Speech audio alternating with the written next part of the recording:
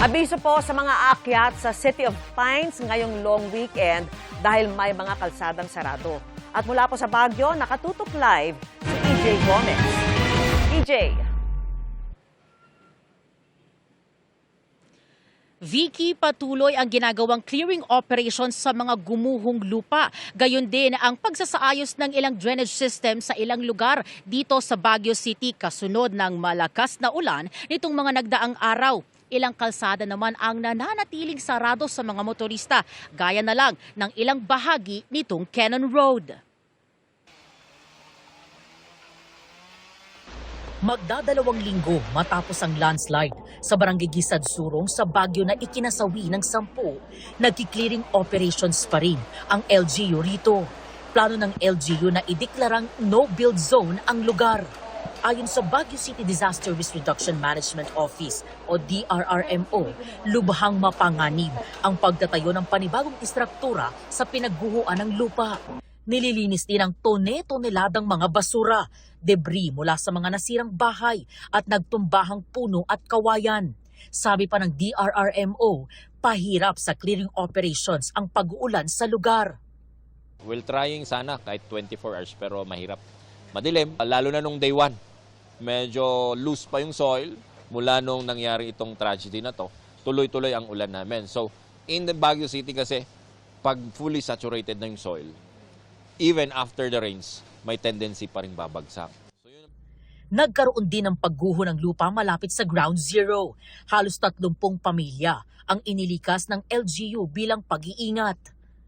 Tinututukan din ng lokal na pamahalaan ang pag-aayos ng mga kalsada, partikular ang mga nasa city proper na posibleng magdulot ng pagbaha at traffic. Sinasamantala raw ng DPWH ang pagsilip ng araw at pagtigil ng ulan. Sa bahaging ito ng Upper Session Road, puspusan ang ginagawang pagpapalawak ng kalsada at paglalagay ng retaining wall. Kung hindi raw kasi ito gagawin, posibleng gumuho ang lupa at magdulot ng panganib sa mga residente. Gusto ng DPWH na paluwangin din. Kaya nagwa-widening kami, kaya nilalagyan namin siya ng product natin na wall, retaining wall with side dock na rin. Yung epekto naman sa mga residential dito, at least yung land nila, yung lupa nila masosuportahan. At least ganda yung kalsada. May semento, wala nang maputik. Nakakatakot kasi yung mga tubig, malaking umaano na tubig. Umaagos na tubig. At least pag may semento, hindi na delikado. Pinamamadali rin ang pag-aayos ng drainage system na ito sa Otex Street sa Barangay Rizal Monument area. Ayon sa engineer ng proyekto, naantala ang operasyon nito dahil sa mga nagdaang bagyo at habagat. Nananatili namang sarado ang Cannon Road sa mga motorista.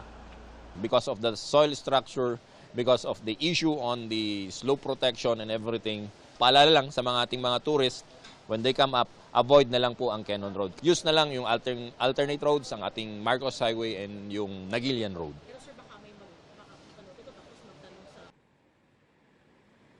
Ayon pa sa DRRMO, naka-full alert pa rin ang Baguio City sa lahat ng responders at departments nito, partikular ang paglilinis ng mga nagtumbahang puno sa kalsada, pagguho ng mga lupa at pagsasaayos nga ng drainage system para maiwasan ang pagbaha. At yan ang latest mula rito sa Baguio City. Vicky? Maraming salamat sa iyo, EJ Gomez.